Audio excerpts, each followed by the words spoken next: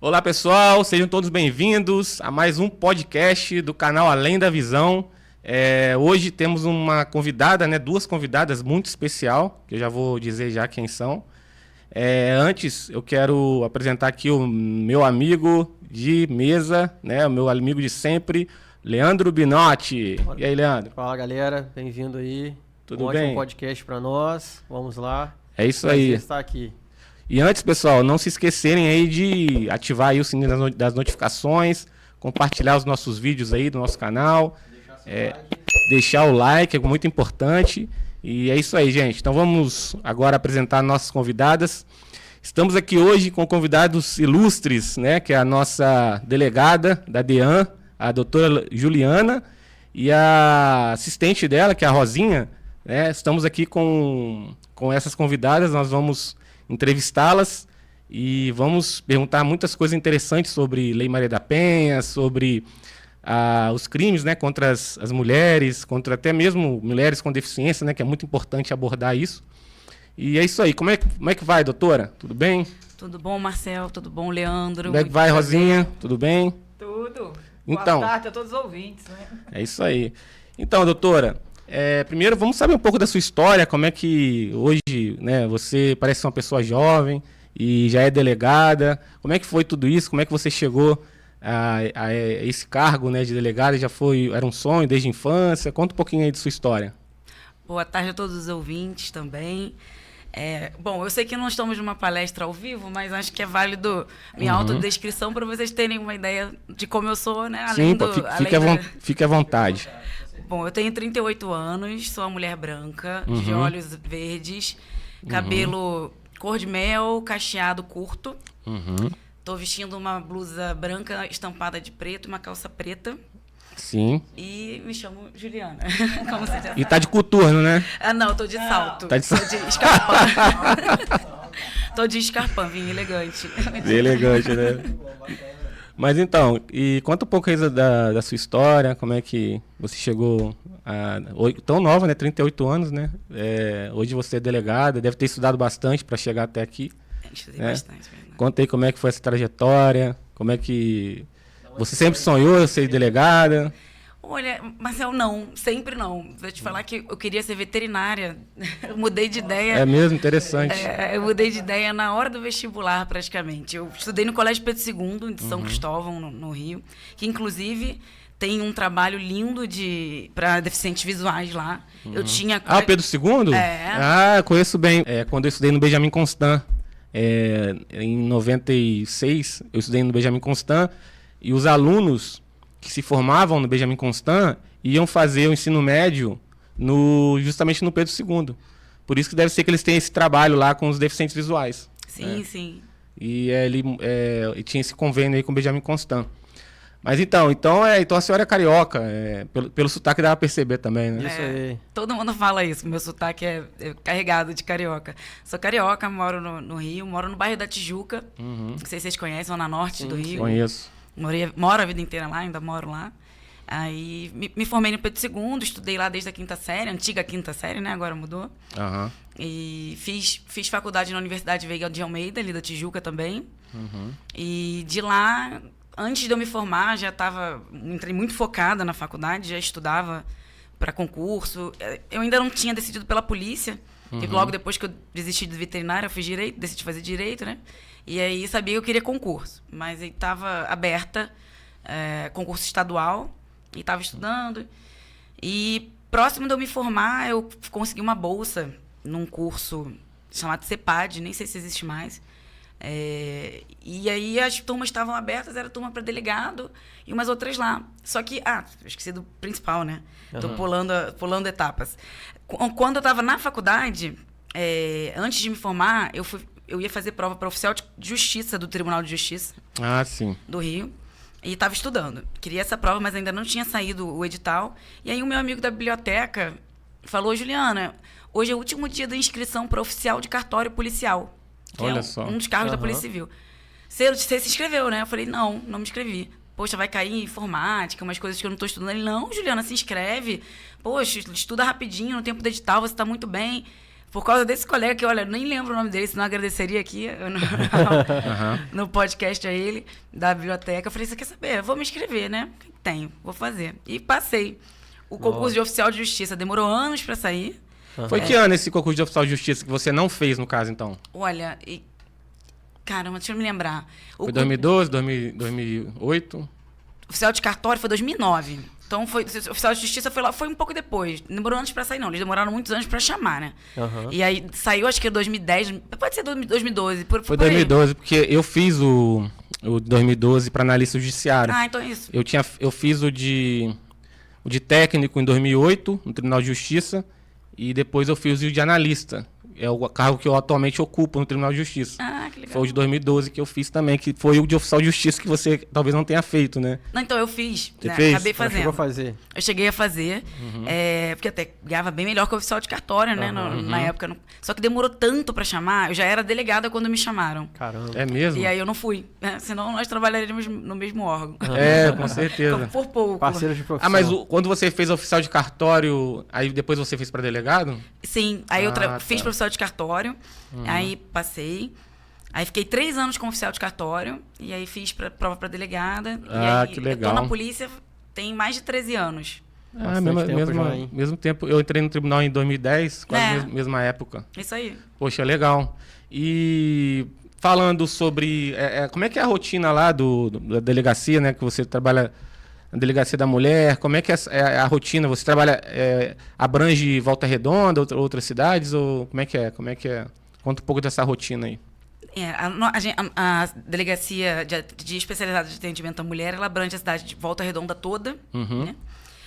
Mas sempre lembrando que todas as mulheres de qualquer localidade ou qualquer que tenha sido o local do fato que chegarem lá são atendidas. Ah, é? Sim. A competência, então...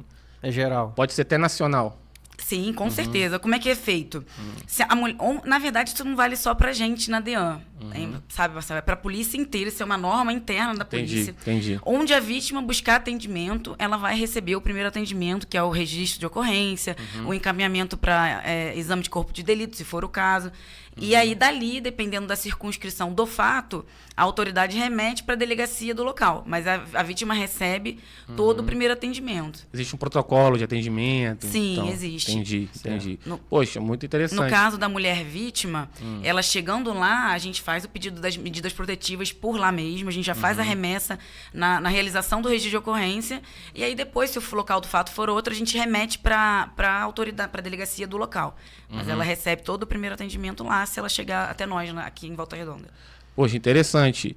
E a sua companheira Rosinha, como é que você chegou lá, Rosinha, no delegacia? Conta também um pouquinho da sua história aí pra gente conhecer. Como que eu cheguei na delegacia? Eu trabalhei em vários órgãos. O meu órgão, meu primeiro foi no Hospital São João Batista. É mesmo? Você trabalhou em que ano? Eu entrei lá em 1985. E ficou lá até quando? Até 2004, quando eu tive um câncer. Será que você conhece minha mãe? Minha mãe foi recepcionista lá. Quem é sua mãe? A Jane. Claro que eu conheço. Então, eu sou filho da Jane. Olha só. Quantas coincidências, hein, Marcelo? Nossa, eu vou botar até um destino. grupo de veteranas aí, tem que ver se ela tá no grupo aí. Bota Tem que colocar ela lá. Minha mãe trabalhou lá ela entrou em 97 e aposentou em 2019, 2020. Me pegou um bom tempo, porque eu afastei, foi em 2004 por causa de um câncer que eu tive, né? Que os médicos consideraram um câncer terminal de 6 meses. Caramba. Eu tô aqui até hoje, ó. Aí, graças a Deus. Eu tô aqui até hoje, Que bom. né? É Sou mesmo? mastectomizada. Poxa, dá pra fazer um podcast com você, então, pra Isso. contar essa história pra gente aí, ó, também, né? Já vamos marcar essa história aí pra como nós. eu saí do hospital, porque eu não poderia permanecer na minha área. Na minha área eu trabalhava dentro do laboratório. Uma parte muito contaminada, né? Com microbiologia, com bactérias e tudo. Então, aí, eu também sou professora de educação física. Aí, a Rose estava na Secretaria de Esporte, conversei com ela, ela me puxou para a Secretaria de Esporte. É isso aí. Aí, eu fiquei na Secretaria de Esporte um bom tempo. Depois, eu fiz gestão em segurança pública também. E aí, comecei a atuar na área dos conselhos de segurança pública, conselho de droga, conselho da mulher aqui da cidade. E aí, me especializei mais no Conselho de Segurança Pública. Fiquei na área de segurança pública, fui subsecretária de segurança de Volta Redonda, no governo passado. E aí, nisso, quando acabou o governo, A outra doutora Juliana, antiga, né? Doutora Juliana, me puxou para DEAN com ela, mas nesse trajeto aí, fiquei 3 anos no batalhão de polícia. Olha! Na PM, emprestado na P5, onde eu aprendi tudo sobre relações públicas. O meu chefe lá nas relações públicas, né? Eu era relações públicas também da comandante, na época, comandante Luciano. E aprendi tudo lá. De lá eu saí, fui ouvidora da Guarda Municipal. Olha, só na área militar, né? Só na segurança. Eu falo agora que tá faltando na Federal, quando o doutor Pedro. É verdade. Mas eu não saio, não vou abandonar a doutora Por favor, de jeito tá nenhum. Não saio mais da DEAN. Da DEAN é pra aposentar, ir embora e ir pra Tocantins. Será que a Federal não quer, hein? Pois é.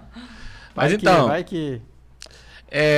vamos falar um pouco da Lei Maria da Penha, porque eu acho que é o foco principal hoje nas delegacias das mulheres, né? A gente abordar a questão da Lei da Maria da Penha.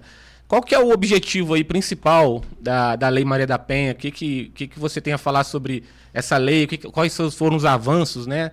De uma lei tão importante aí para o nosso país aí, que tem ajudado bastante mulheres vítimas, né? Geralmente dos maridos, né? Vítimas de agressão. Qual o principal objetivo? Os companheiros, né? Exatamente. Sim, os companheiros são o maior percentual, né, nas pesquisas de perfil dos agressores, são os companheiros.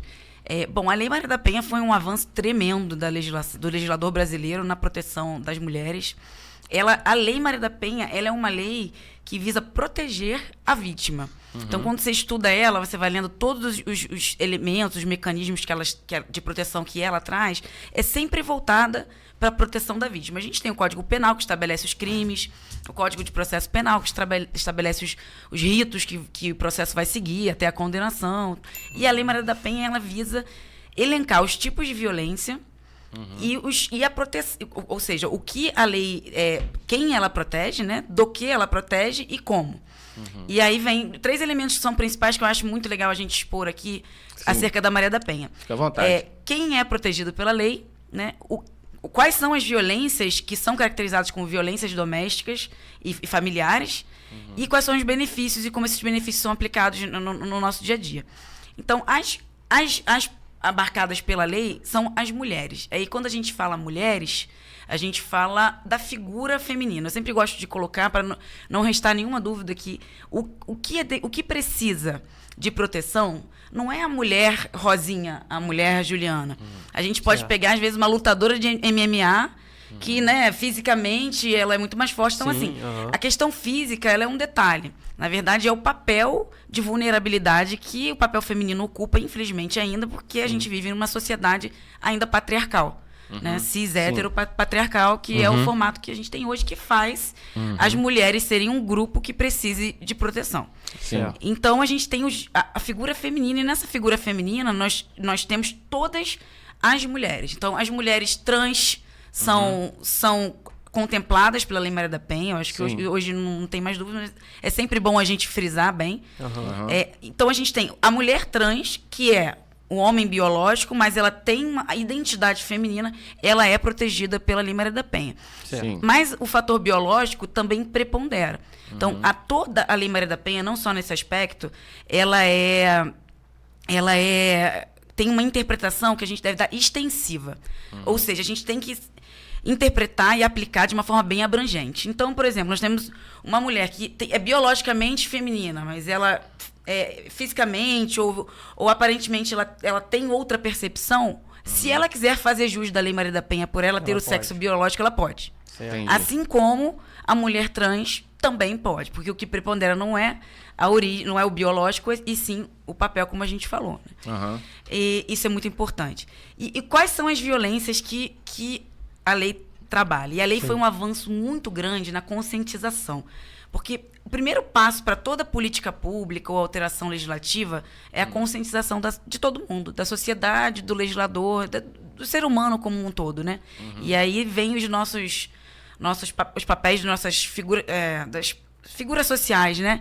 Que vão das lutas sociais em prol das mulheres, contra o racismo, contra o capitalismo, contra todo tipo de opressão, e é daí que surge, e dali veio a Lei Maria da Penha elencando 5 tipos de violência expressamente, né? Porque nós temos outros subtipos que derivam daí. Principais, no caso. Que é os crimes abrangidos pela lei, né? os tipos de violência, que é violência física, violência sexual, violência patrimonial, violência moral e esqueci o que.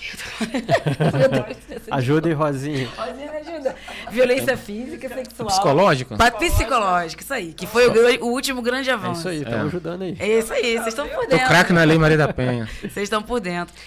E isso é muito legal. Deixa eu te fazer uma pergunta, eu tenho uma curiosidade, porque às vezes, quando acontece uma agressão, eu já vi casos assim, o homem agride a mulher, aí o rapaz vai correndo na frente da delegacia para fazer a denúncia como se ele tivesse sido agredido também. Isso acontece muito? Acontece. Não tanto, mas acontece. Mas a gente já sabe logo, né? Vocês já percebem logo que você tipo assim, uma tática, né? Aquele feeling de chegar o cara lá e saber pelas características porque, tipo dele, assim, né? às vezes rola uma briga, às vezes a mulher pra se defender, ela acaba também, ela tá se defendendo. Sim, claro. Ela acaba, o cara ganha uma unhada, alguma coisa, o cara às vezes corre lá na frente, né, fazendo de vítima, uma facada, a gente tem um caso de legítima defesa.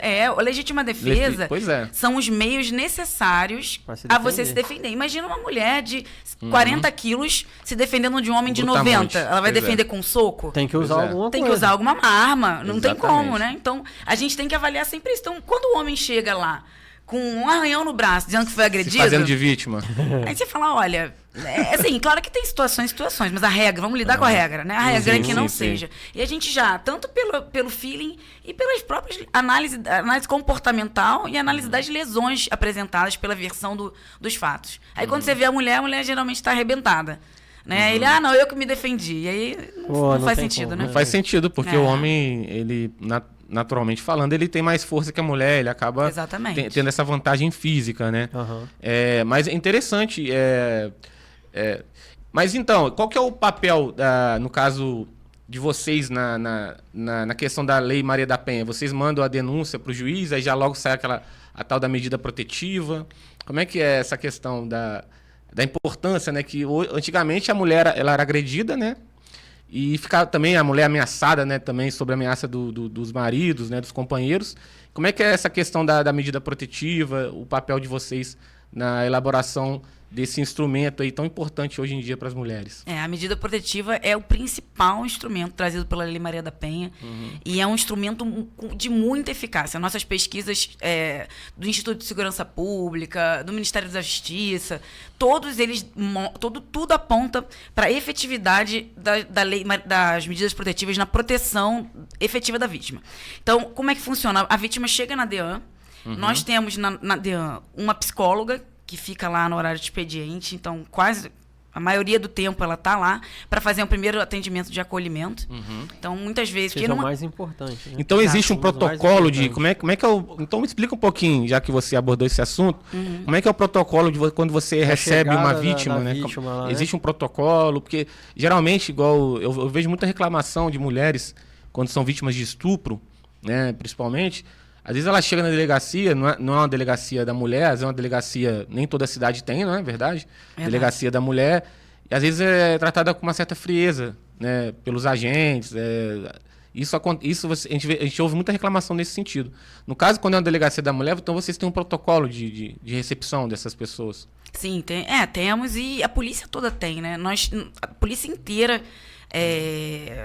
o secretário de polícia tem investido muito nisso e sempre das outras gestões também já sempre voltaram a olhar para essa questão de capacitação dos policiais no atendimento das mulheres e das questões mais sensíveis, como menores de idade, questões de intolerância, homofobia. São todas questões que envolvem muito sentimento, né? Muita emoção, muitas questões psicológicas que abalam a vítima não é um crime normal. Eu sempre uso esse exemplo. Você ser vítima de um roubo no meio da rua é traumático, é horrível. Mas não é a mesma coisa, né? Exatamente. Você tem razão. Você ser agredido por uma característica sua, ou principalmente por uma pessoa que você ama, uma pessoa que você conhece, que você confia, dentro do seu lar, que seria um lugar de segurança, isso traz uma instabilidade muito grande. Então, nós temos nas DEANs A gente tem uma psicóloga que justamente está lá para fazer esse acolhimento. Muitas mulheres chegam lá muito nervosas, porque acabou de acontecer e está abalada e precisa se acalmar. E é o que mais precisa ali, na verdade,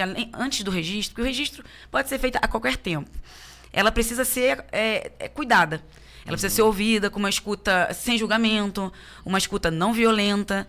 E a gente tem uma sala com a nossa psicóloga. Essa sala, né, a Rosinha, ajuda a ambientar, a decorar.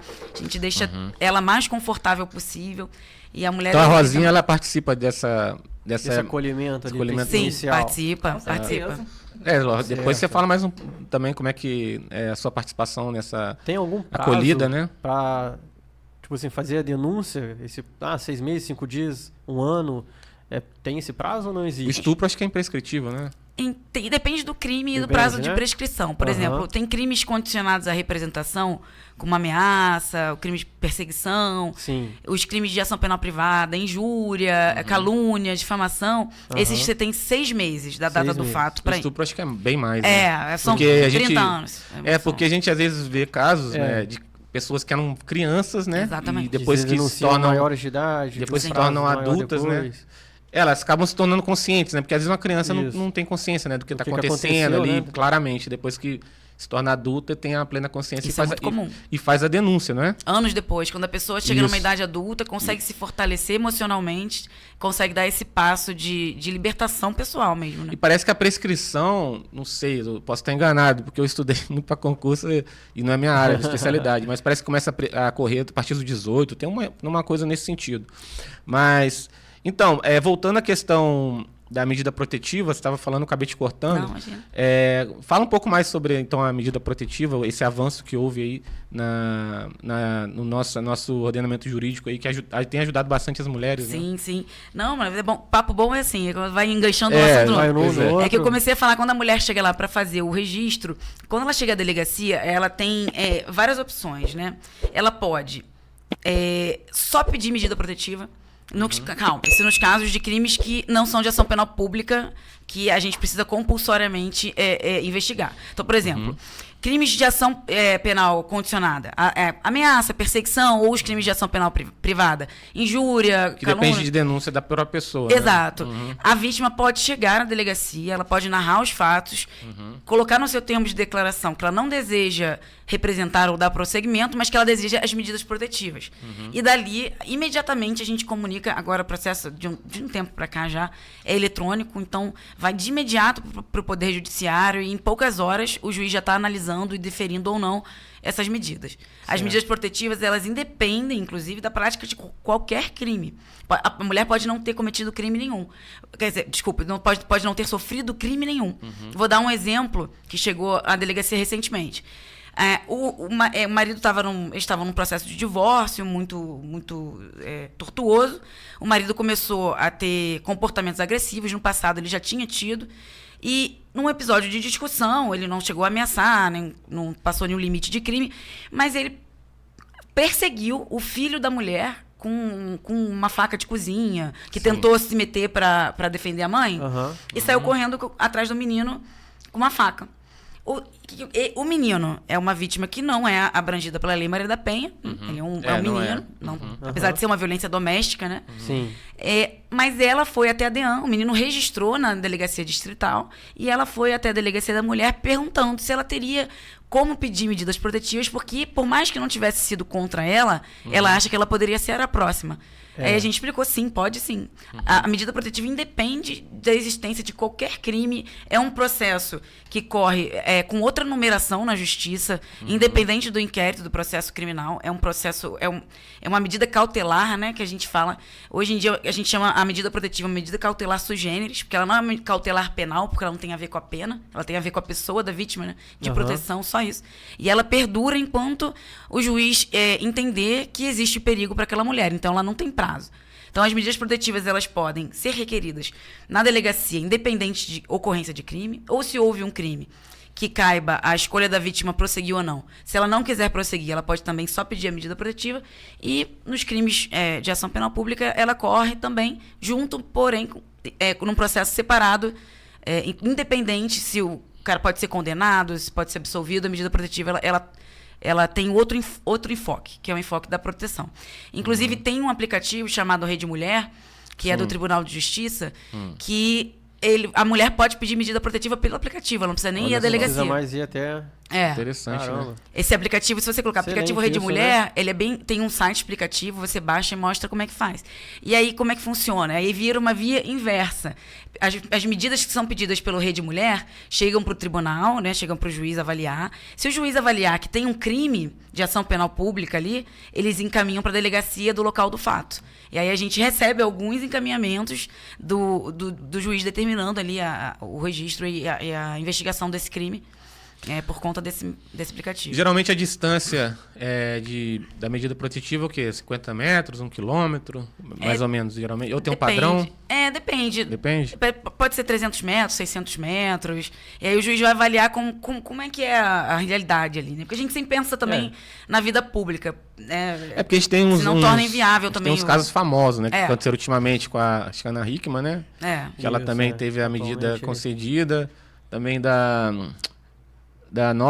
ex-nora do presidente da República, também que conseguiu a medida protetiva. E tem vários casos de famosos, muitos casos. Até o Dado Dolabella, não sei se você lembra. Lembro. Que ele foi até neuronizar, ele pegou uma régua, uma trena, porque ele estava próximo lá da Luana Piovani na época, porque ela estava pedindo a prisão dele, porque ele estava dentro desse raio aí que ele estava proibido, né? Mas é interessante. Ô, Rosinha, então... Conta pra gente aí como é que é esse ambiente aí que você prepara lá, ajuda a preparar para receber as vítimas de estupro na delegacia. Como é que é isso daí? Explica um pouco pra gente também, você que participa lá com o pessoal. Primeiro, assim, a gente acolhe muitas mulheres, né, lá, e elas chegam bem fragilizadas, né, e eu ainda tenho um ponto a meu favor, que eu sou psicanalista, então dá para ajudá-las bastante também, né, e eu tenho empatia com essas mulheres que eu também sofri violência doméstica. Nossa, é mesmo? Né? Então a gente entende, né, do jeito que elas chegam lá, porque na época também, para eu chegar a uma delegacia, não existia DEAN aqui, foi muito difícil. Nossa, imagina antigamente, né, como é que... Antigamente as mulheres... Só 93 DP, então eu fui uma vez para nunca mais ir. Pra você ver como é que a coisa evoluiu, né? É traumático, né? É traumático, é bastante traumático. Eu vou falar que é bem Se for parar a pensar na época dos nossos avós, existia muita violência doméstica que ninguém sabia, né? Parecia uma coisa até normal, era considerado, né? Era normal, né? Diziam que era o básico daquela época acontecer essas coisas, né? Mas a gente faz tudo para acolher essas mulheres, né, doutora? O melhor possível. Né? A gente montou essa salinha lá. Você se identifica, então, com essas mulheres também, né? Muito. Que interessante. Entende, né? A dor, trabalhar numa DEAN, mas aí a gente não sabe os propósitos de Deus, né? Me colocou lá. Né? Pois é, legal. Que interessante. Então, mas você falou, delegada, a senhora é formada delegada há 13 anos. É nova, né, na área. Como foi, assim, seu primeiro dia armado? Falou assim, nossa, eu tenho uma arma. Como que foi isso, assim, perante a sociedade? É uma responsabilidade muito grande, né? Quando você porta uma arma, você tem que redobrar 10 vezes mais a sua atenção e sua responsabilidade, né? Por vários motivos, numa hora de você reagir. É tenso, você acaba acostumando, né? Mas quando você está com porte de arma, você está portando, você vira outra pessoa. Você não pode relaxar. E os celulares hoje roubam a atenção, né? Você tem que estar o tempo todo alerta, trabalhando no celular, mas com uma visão periférica. Né? E muito cuidado e muita responsabilidade na hora de usá-la também, né? Sim. Eu ainda não... Sempre me perguntam isso. É uma das perguntas que eu mais escuto. Você matou alguém? Não, graças a Deus, eu espero nunca precisar passar essa vida sem... Mas precisando, tá aí. Sim, precisando. Sim. Mas você acha que você dá por exemplo, a mulher que está sendo perseguida por porque tem os psicopatas, né? Sim. Imagino que você deve lidar muito com esse... Você deve ter até estudado o perfil, né, de psicopatia, né? Sim. Para você lidar com os agressores, né? E os psicopatas, eles perseguem essas mulheres e... Suas vítimas, imagina só. Será que seria uma solução você dar treinamento porte de arma para essas mulheres se defenderem desses malucos, uma psicopatas? Defesa pessoal. Qual a sua opinião? Até pessoal, né? Porque não vai nem tanto a questão profissional, né? Sim, sim. O que você pensa? Você acha uma boa? Você acha que não é? Marcelo, eu não digo nem porte de arma de fogo, que aí entra um assunto bem mais complicado, mas eu acho que a gente poderia difundir aqui, como lá fora é muito usado, por exemplo, spray de pimenta. Poderia aqui ser permitido, ser mais difundido para utilização. Taser, que é aquelas armas de choque. Ah, legal. O taser você tem 2. Você tem um que é de contato, você tem um que atira um Isso gancho, não é letal, né? Não letal, as armas não letais. Não letais. Né? Spray de pimenta, o taser, que são as mais famosas, eu acho que seriam maravilhosas para as mulheres terem hoje. E sim, quem tem condições, possibilidade, oportunidade de aprender uma defesa pessoal, sim. É de suma importância, né? Porque é um curso de tiro, uma arma, talvez. É porque aqui em Volta Redonda a gente não tem metrô, mas no Rio, por exemplo, tem muitos casos de homens que assediam as mulheres em metrô. Isso seria uma arma para elas se protegerem, né? Mas aí nem tanto, né? Seria uma medida desproporcional, eu acho que se... Né, um choque merecia. Merecia. Eu acho que o spray de pimenta no metrô ia ser complicado. Acho que atacaria muita gente, né? Mas o taser, eu acho que merecia. Mas já que o meu amigo aqui, Leandro, entrou nessa questão do metrô, né? Que existe muito essa questão desses atos... atos libidinosos que a gente... Como que é considerado Sim, isso, atos né? libidinosos. Então, como diferenciar o ato de estupro, né, a violência, o ato libidinoso? Porque às vezes as pessoas elas ficam confusas. Eles falam assim, a fulana foi estuprada. Às vezes a pessoa fica assim, pô, mas será que houve a relação ou não houve? Ou como é que diferencia, né? Como é que tipifica esses crimes, né? Dá uma clareada aí pra gente aí. Sim, claro. Esse caso do metrô, que é geralmente os casos dos transportes públicos, né? Aqui em Volta Redonda não tem metrô, mas eu já aprendi em flagrante ônibus, uns né? 3 caras em ônibus, né? Imagina. A gente entra na figura da importunação sexual, que é o artigo 215A do Código Penal. Nesse caso aí, importunação. Importunação. Entendi. E é muito interessante que esse crime a gente esclarecer que o ato libidinoso da importunação sexual, esse crime é diferente do estupro, não tem os elementos da grave ameaça e da violência, né? Ele é feito contra a vontade da vítima, mas não tem esses elementos. E, por exemplo, é o típico caso da sarrada no metrô. Já pegamos vários casos, que é mais comum do que a gente imagina, de homens se masturbando dentro do ônibus. O cara ejacula, atrás, né? Às vezes maluquice. É um ato, assim, asqueroso, né? Apesar de não ser um estupro, né? É um ato também que, pelo amor de Deus, né? E não precisa chegar ao ponto de ejacular em cima da mulher, que acontece muitas vezes, né? O crime já se configura quando a pessoa pratica o ato libidinoso em si, direcionado a outra mulher. Ainda que seja um gesto, ainda que seja uma nudez direcionada a ela. A gente prendeu um homem que ele era reincidente nisso. Era um morador de rua, ele ficava na rua. Sim. E ele ficava abordando as mulheres que ficavam no determinado comércio. Lembra desse caso, Rosa? Lembro. E aí ele abordava várias, e aí o que ele fazia com algumas? Algumas ele tentava encostar, mas a maioria ele ficava distante, chamando elas e fazendo contato visual, e muitas vezes manipulava o seu órgão genital. Isso já é considerado. É considerado e a cantada? Então, a cantada... Aí a gente tem. São os casos mais. Vamos pra cantar, depois a gente vai pro estupro. Bom, o beijo roubado, com certeza é. Sim. Tá? A micareta, você dá um beijo à força, isso aí é crime. Já é considerado crime. O cara puxar a mulher pelo braço ali. Dependendo da força utilizada, a gente pode falar até um estupro, porque o estupro não precisa ser conjunção carnal. É isso que eu queria saber. Porque é o seguinte, assim, o estupro, o que eu penso de estupro é o sexo não consentido, a relação sexual. Sim. Não consentida, né? Sim. Agora, nem sempre precisa haver o ato sexual para ser estupro? Não, nem sempre. O ato sexual, que você diz conjunção carnal. Conjunção carnal. Porque quando a gente... conjunção carnal, exatamente. A lei fala de ato libidinoso, né? Temos conjunção carnal e temos... Antigamente tinha uma diferenciação de atentado violento pudor e de estupro. Entendi. E hoje em dia teve uma alteração legislativa. Hoje já tem, não lembro de qual ano que foi, que colocou...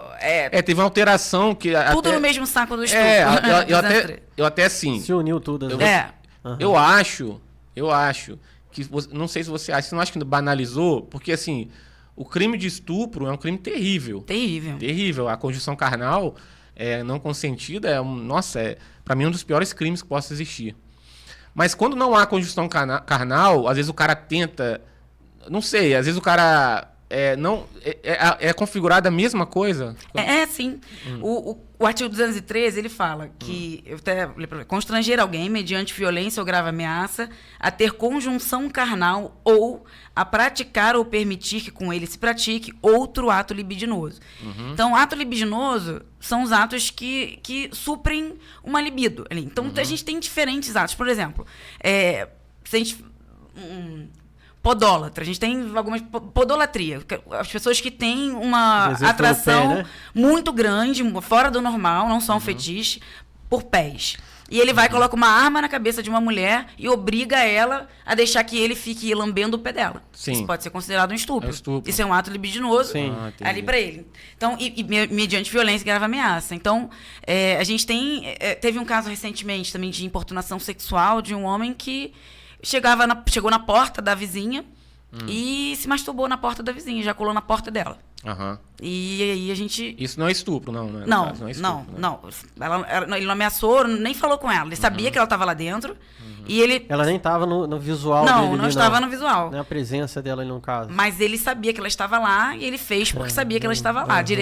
Foi na porta, mas foi direcionada a ela. Não era pra porta, no caso, né? Sim. E aí ele foi enquadrado no crime de importunação sexual. Importunação sexual. Entendi. É interessante. Realmente eu não sabia, porque às vezes a gente acha que hoje em dia a lei tudo é estupro, né? Nem tudo, não, né? nem tudo, claro porque que não. Para não banalizar esse crime terrível, né? Que é o estupro, né? E é muito importante a gente falar que eu acho que o que causa muita polêmica que a gente vê na mídia é o estupro de vulnerável, né? Isso eu queria abordar também, porque entra na questão das mulheres deficientes, né? Porque a mulher deficiente também é uma vulnerabilidade. Tem a vulnerabilidade. Às vezes é deficiência mental, por exemplo. Com certeza. A pessoa que não consegue responder ali, não sabe o que está fazendo, não tem consciência do ato que está praticando, ela não pode consentir, né? Sim. E isso a gente fala de uma pessoa que está desacordada, uma pessoa que é menor de 14 anos, o legislador escolheu, com certeza, vários estudos multidisciplinares até essa decisão ter sido tomada, que a pessoa até os 14 anos ela não tem condição de aceitar ou discernir o que é o ato sexual e suas consequências. E aí, todas as pessoas menores de 14, as pessoas que estão, por algum motivo, desacordadas, seja bêbadas, remédio, ou estão dormindo mesmo, porque tem gente que está dormindo, como outros casos, por exemplo, a pessoa está dormindo, o homem vai lá, alisa ela, ejacula em cima dela, com a pessoa dormindo. Sim. Isso é um caso de estupro de vulnerável. O que aconteceu agora com o Robinho, né? Que ele foi preso, né? Tá em voga aí na mídia, né? Ele foi preso por estupro, né? Sim. Né? E eu não sei nada do processo, mas não sei se houve a consumação carnal ali, mas ele foi preso, tá preso por estupro de vulnerável, né? Porque a menina parece que estava bêbada e tudo, né? Aí a gente entra na parte da lei que fala que ele não tem condição, por algum motivo, não pode oferecer resistência ao ato. Aí a gente pode entrar na pessoa bêbada, na pessoa que tem alguma deficiência física que não permita ela a se defender. Uma pessoa que seja paraplégica, tetraplégica, que não consiga se tirar daquela situação, é considerada um estupro de vulnerável. Uma pessoa que tenha uma deficiência... A cegueira também mental. Sim, também. Se a pessoa não está vendo, não pode... Não consegue se defender, correr. Ou às vezes ela nem está sabendo o que está acontecendo. Porque a gente ouve e está sendo aproveitada. Né? A gente, lá no Rio de Janeiro, que... mulheres, né, deficientes visuais sofreram passar de mão, estupro de vulnerável, alguma coisa assim, ou até mais grave, e elas não por voz. E como que acha um homem por voz na sociedade, né? Se não tiver uma testemunha ali na hora, né, se não tiver uma gravação para outras pessoas verem quem foi, a mulher não consegue identificar um homem. A voz dela é fina, grossa, não sei o quê. É muito mais difícil achar esse criminoso com uma deficiência visual, né? Sim, sim. Agora, uma menina de 13 anos, no caso, ela, mesmo consentido, ela é considerado estupro de vulnerável, né? É bom esclarecer isso, porque antigamente, né, meninas novas casavam, né? Às vezes com 13 anos. Hoje, antigamente era assim, nossos avós, né, com 13, 14. Então, mas nesse caso do estupro, é só em relação à conjunção carnal. Por exemplo, beijo na boca, a menina de 13 anos que beija na boca. Como é que é isso então, nesse caso? Aí a gente entra no princípio norteador das interpretações legislativas, que é o princípio da proporcionalidade, da razoabilidade. E aí é uma questão bem doutrinária que a gente usa essa proporção de caso a caso, né? Então, questão do beijo. A questão do beijo já, nesse caso, se não for a força, se for só... Consentido, pela jurisprudência atual, não tem sido considerado estupro de vulnerável, mas a conjunção carnal, com certeza. O artigo 217A, que traz estupro de vulnerável, no caput, ele fala assim: ter conjunção carnal ou praticar outro ato libidinoso com menor de 14 anos. Ponto. E quando esse ato é praticado contra o autor é menor de idade? Em tese, inicialmente ali, na nossa análise de delegacia para fazer o registro de ocorrência, que é uma análise superficial dos fatos, ali da tipicidade material, ali, formal do caso, sim, existe, em tese, um ato análogo, né, ato infracional, que menor de idade não comete crime, né? A partir de 12 anos comete ato infracional, análogo ao estupro de vulnerável. Mas aí, claro, que você vai ponderar pelo princípio da razoabilidade e proporcionalidade, dentre outros, que ali as pessoas tinham o mesmo discernimento, mas o fato cabe registro e aí fica a cargo do juiz avaliar. Mas a jurisprudência tem sido no sentido de que não há o crime em si. Mas aí tudo é observado. Circunstâncias, que aconteceu o crime, circunstâncias dos autores. Mas aí a gente tem que fazer uma pesquisa de jurisprudência mais profunda, caso a caso. Você pega uns casos bem peculiares. Mas a regra menor de 14 anos não tem liberdade de escolha sexual ainda. É vulnerável. E vamos entrar no outro assunto. Pedofilia. É um assunto também que hoje... está muito presente esse crime, principalmente principalmente com o advento da internet, dos celulares. Como é que a DEAN... A nas redes sociais hoje está enorme em torno disso, né? Vocês também têm essa competência em relação à pedofilia? Como é que é? Porque hoje você vê muitas crianças, até mesmo bebês, sendo vítimas. Bebês mulheres, crianças mulheres e também até meninos, né? Como é que vocês têm essa competência? Na resolução que determina a atribuição das DEANs, não trata da pedofilia no geral. Mas sempre que a vítima é mulher e o caso chegar até nós, o caso vai ficar sendo trabalhado na DEAN. Certo. Sim, então não é uma competência somente de vocês. Mas se chegar lá, vocês têm que... Sim, qualquer caso que chegue lá, a gente atende, né? Vocês dão a direção. E aí vocês passam a investigação para o órgão, continuam com vocês. Se a vítima for mulher uma criança, né, uma menina, fica com a gente. Porque a interpretação da Lei Maria da Penha é generalizada. E mesmo que não seja num ambiente familiar, muitas vezes a gente tem casos de pedofilia virtual, com desconhecidos, né? Pedófilos, rede de pedófilos. A gente... Geralmente é a Polícia Federal, né, que cuida desses... A Polícia Federal cuida quando é interestadual, quando envolve internet, geralmente a Polícia Federal cuida. Ah, entendi. Porque a internet, né, você perde... É nacional, é mundial. Né? Mundial, nacional. A gente acaba que a delegacia da área, a gente fica com os casos mais pontuais, os casos que acontecem presencialmente, né, não os de internet.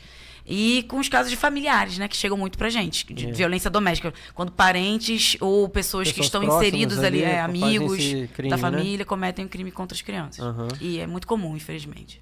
Você sabe mais ou menos, assim, nos dizer assim, como é que faz para uma pessoa, às vezes de menor, que uma criança, para a pessoa descobrir... Porque a criança não tem como falar, né, que está sendo... Às vezes ela é ameaçada. Existem sinais que os pais podem prestar atenção naquela criança, que pode desconfiar que ela possa estar sendo vítima de um agressor, de um estuprador, sei lá. Porque geralmente, já ouvi falar que essas coisas acontecem dentro da família, né? Muitas das vezes, né? Muitas vezes, sim. Então, assim, existe alguma maneira dos pais desconfiarem do comportamento da criança? Existe um quadro psicológico, né, que pode dizer que a criança pode estar dando algum sinal. Sim. Existem alguns sinais que são muito comuns, que a gente vê de vários relatos que se repetem. Mudança de comportamento abrupta da criança. A criança começa a chorar demais, começa a ficar muito irritada.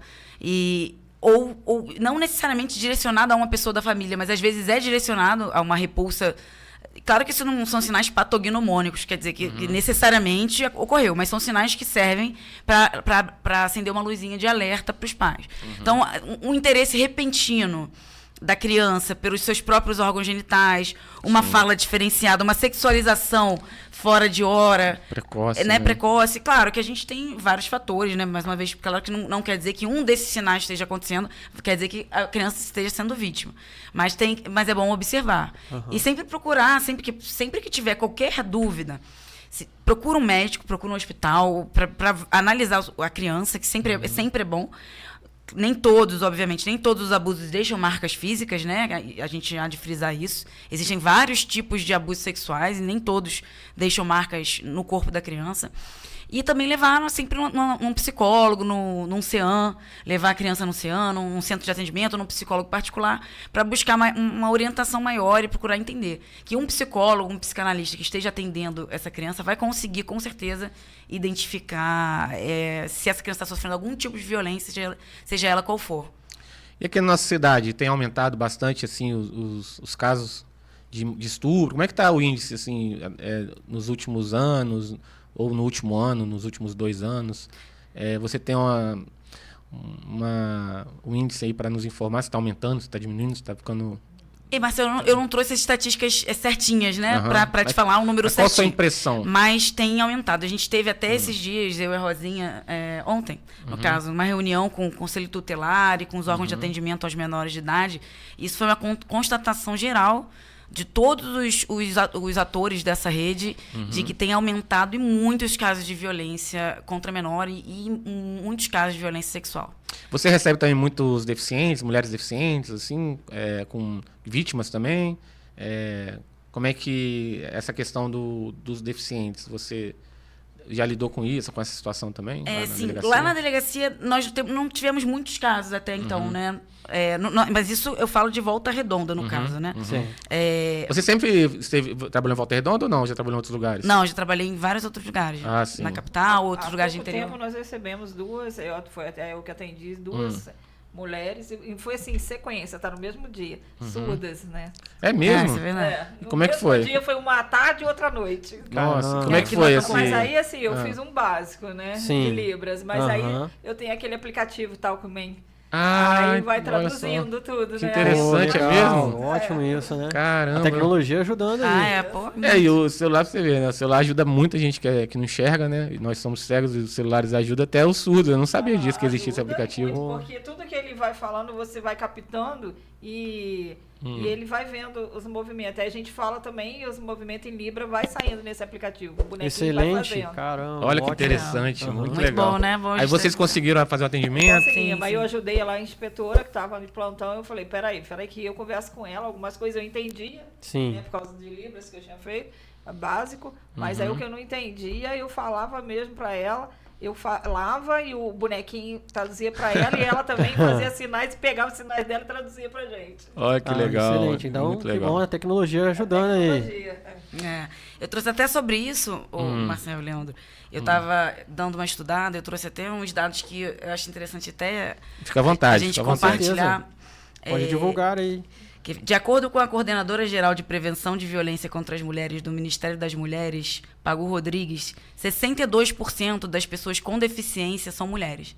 Na verdade, a população mundial, a maioria é mulher, né? Isso. A maioria é mulher. No estado do Rio de Janeiro, a maior parte da população é composta por mulheres.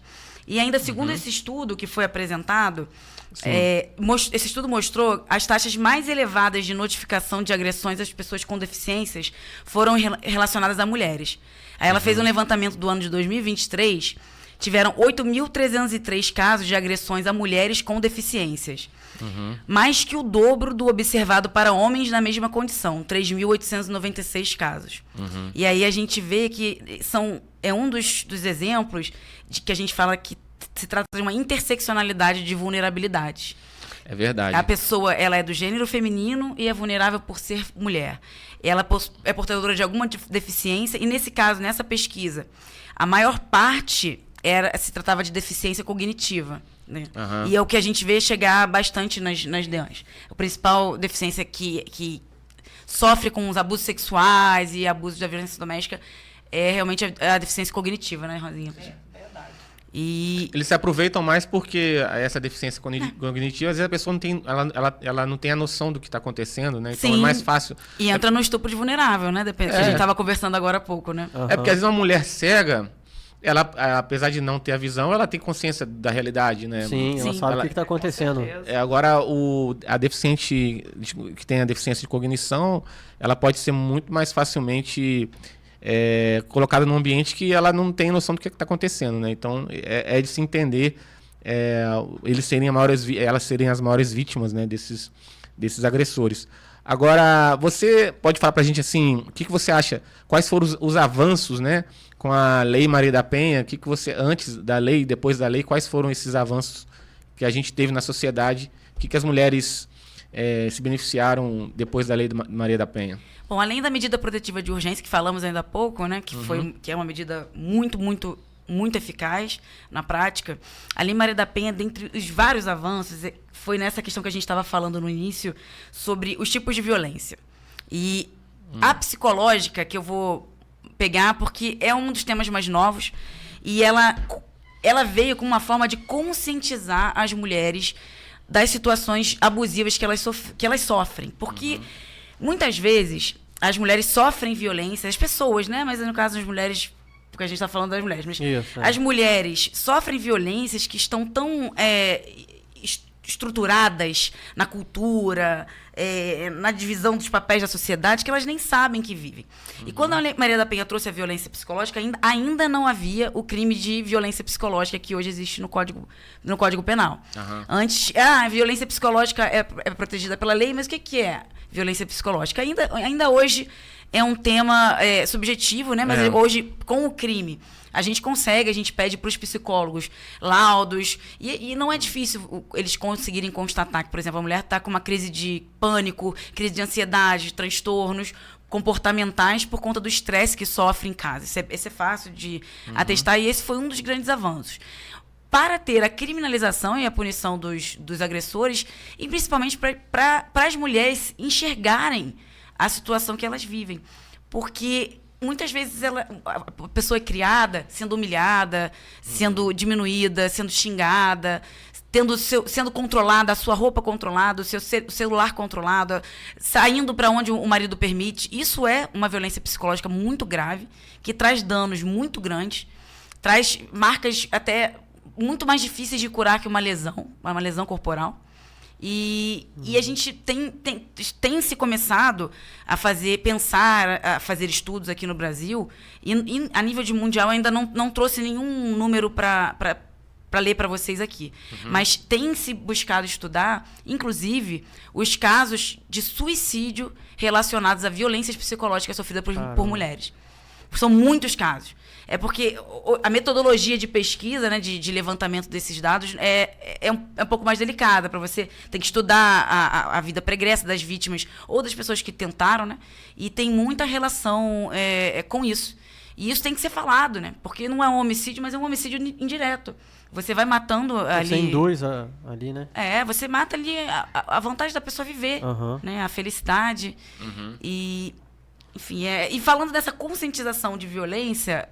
Meninos, vem até uma outra leitura que eu gostaria de fazer, que eu trouxe aqui para compartilhar. Fica à vontade. Que eu achei sensacional e que fala exatamente disso, de violências que sofremos e não sabemos que são violências. Se a gente não parar para refletir, conversar, ter rodas de conversa... Sim. Você, às vezes, está ali no automático, já acostumou a ser vítima desde criança, desde que você nasceu, e não sai daquele lugar, né? E aí, vou ler aqui. A secretária nacional dos Direitos das Pessoas com Deficiência do Ministério dos Direitos Humanos, Ana Paula Feminella, listou algumas dessas violações, que são violações implícitas que a gente sofre sem saber. E aí abre aspas a fala da Ana Paula.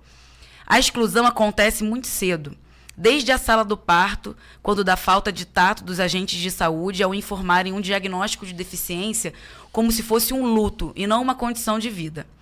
Passa pela falta de um intérprete de Libras para as parturientes surdas, pela ausência de descrição dos procedimentos para as mulheres cegas ou de maca acessível para a mulher cadeirante, passa pelo consultório médico, em que muitos preferem falar com os nossos acompanhantes e não diretamente conosco, aponta Ana Paula.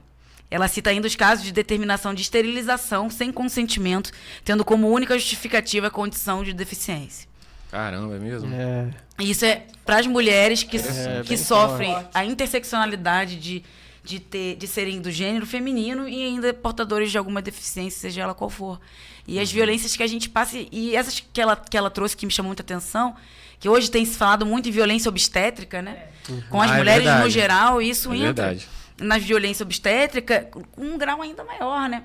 Se realmente a pessoa está sofrendo um procedimento, se ela não é uma deficiente visual, você tem que narrar o que está ali sendo feito para ela saber. É o corpo dela, né? Senão ela está ali num estado de... A gente já fica vulnerável na maca de uma operação quando a gente está com um médico em algum procedimento, né? Imagina se você não tiver nem condição de ver. Ainda mais diante de vários casos que a gente tem visto aí de violência obstétrica, de abuso sexual, um caso de um médico anestesista que teve recentemente, né? Isso, que fazia com as mulheres. Lá do Roger Abdel... Como é que é? Roger Abdel Macio, eu acho que é o nome dele. Eu não me lembro. Que ele realmente, as vítimas dele eram as pacientes. Ele anestesiava elas, né? Isso, e cometia tipo de estupro. Ele até ficou ele ficou foragido, depois ele foi preso. Acho que ele morreu, nem sei se está preso. Mas assim, eu queria agradecer a presença de vocês duas. Pra gente foi uma honra tê-las aqui conosco e abordar esse assunto tão importante para a sociedade, que é a violência contra as mulheres, né? A gente abordar esse assunto, esse trabalho de conscientização é muito importante, né?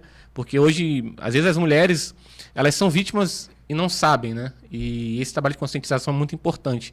Eu queria agradecer você, doutora Juliana, a Rosinha, e gostaria que vocês deixassem uma mensagem, alguma consideração final para o nosso podcast, que vai ajudar bastante aí as pessoas que assistirem a gente. Tá ótimo? Bom, como mensagem final, que eu posso dizer, para todos, não só para as mulheres, mas agora, primeiro eu vou falar para todos. Nós somos, eu creio que vai chegar um tempo em que não haverá mais nenhuma discriminação por conta de gênero, por conta de classe social, raça, ou qualquer que seja a condição mental ou física do ser humano. Mas enquanto esse tempo não chega, eu faço um convite a todos nós exercitarmos a empatia. A empatia de se colocar no lugar do outro e pensar como é que seria estar ali. E buscar tratar o outro da forma que você gostaria de ser tratado. Às vezes falta a gente fazer um exercício...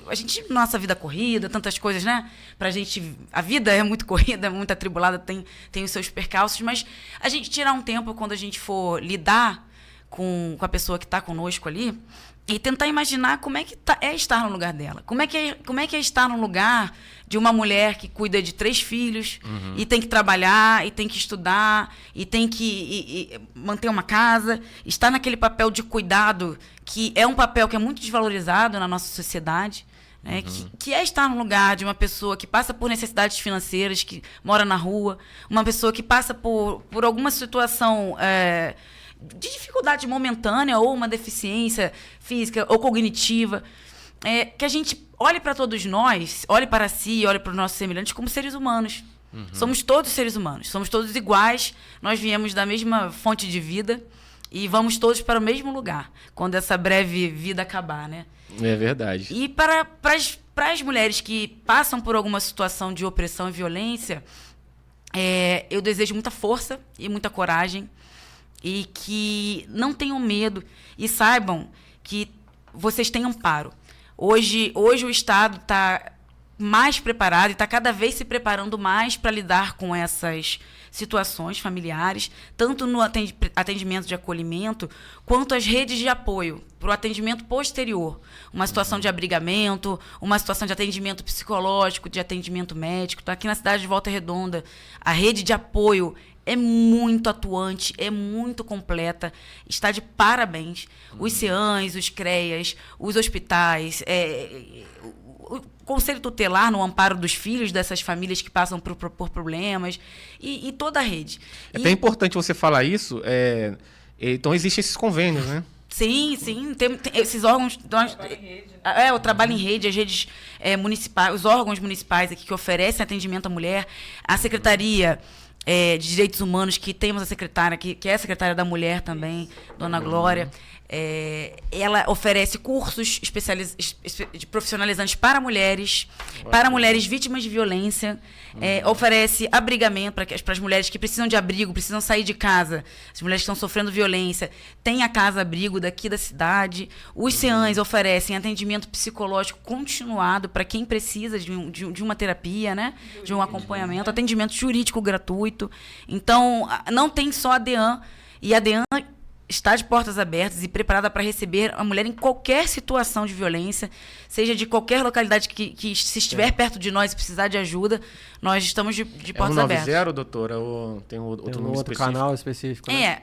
Bom, 190 é o canal que nós recomendamos para emergência. Nós temos o canal 180. 180 é o canal para as mulheres em relação à violência doméstica, familiar e violência de gênero. Então, mas o 180 não é um canal de emergência. Ele é um canal de orientação e, inclusive, você pode, pelo 180, pedir que seja feito um registro de ocorrência e pedir medidas protetivas também. Mas eu sempre gosto de frisar que, num caso de urgência, é 190, porque 190 é todo estruturado para ter viaturas distribuídas e atender rapidamente. Imediato, E temos o atendimento à DEAN. Na DEAN nós não temos, né, o patrulhamento. A Polícia Civil não faz o patrulhamento que a PM faz. Não é uma polícia... Mas a PM, ela pode encaminha sempre. Sim. A PM tem os Guardiões da Vida, que é a Patrulha Maria da Penha, e a Guarda 190 Municipal também tem a Patrulha Maria da Penha. Tem as viaturas, me falaram que existem viaturas rosas, né? Da cor rosa. Lilás. Lilás, né? Lilás. Eu não sabia, não é? Lilás. Ah, interessante. Então, Rosinha, deixa uma palavra final aí também pra gente. Agradece a sua presença também. Depois de tudo que a doutora falou ali no palco. Pois é, você é amiga da minha mãe, eu não sabia, tá vendo? Aí, viu? Um beijão pra ela, tá? Tá, pode deixar, mas obrigado aí. Sabia que tô aqui, peraí. Obrigado pela presença de vocês duas no nosso canal. Quer deixar alguma palavra aí, Leandro? Eu só deixo uma palavra de amor, né? É importante. A gente tem que ter um coração capacitado a amar as pessoas, para poder entender e principalmente ouvir. As pessoas estão precisando que a gente ouçam elas. E nessa escuta você vai detectando várias coisas para poder ajudar, né? Hoje mesmo, antes de eu vir para cá, eu ouvi uma mulher agora pelo telefone chorando, me pedindo ajuda. Olha só. Então eu falei, fala tudo que você tem que falar.